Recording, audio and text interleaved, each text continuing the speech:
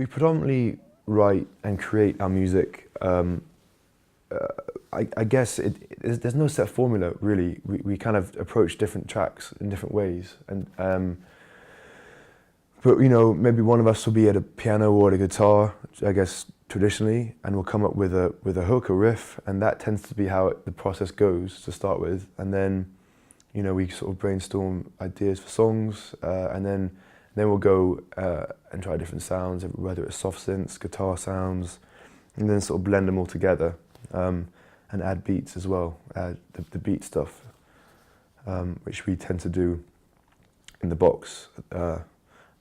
And if you don't know what that means, which I'm sure you all do, in the box means you know, on a laptop or on a computer in software. But again, it does vary. There's not one way of doing it. I think that being, you know, it's good to have a formula that works, but I think it's also good to push it and, you know, try to move that around and not stick to a specific way of trying to write music. I think that's very important to keep the creative cogs flowing accurately. We recorded the EP in a dingy little bedsit in Hackney. The whole thing was done there. Although we had the privilege of doing the drums, actually, I say the whole thing. The drums were done in Abbey Road for one of the songs we have called SOS, but we mixed it ourselves, and we did, you know, everything, recorded it apart from the drums in a bedsit in Hackney. I think there's an element of surprise when anthemic music is made in a room that's probably about 2 meters by 2 meters wide without much electricity that works properly. The lights don't really work in the room.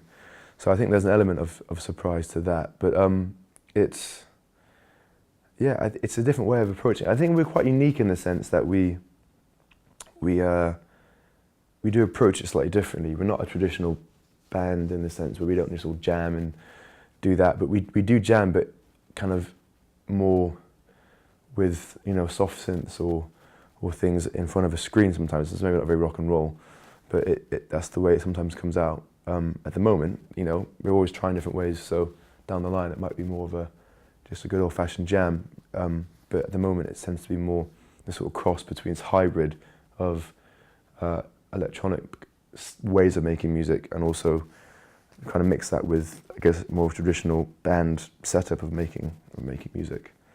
And I think there's a space for that. We use a lot of software. Well, we use Apple software. We use Logic for recording. We use a lot of soft synths, absynth, lots of the Native Instruments stuff, and we use FM8 as well, battery.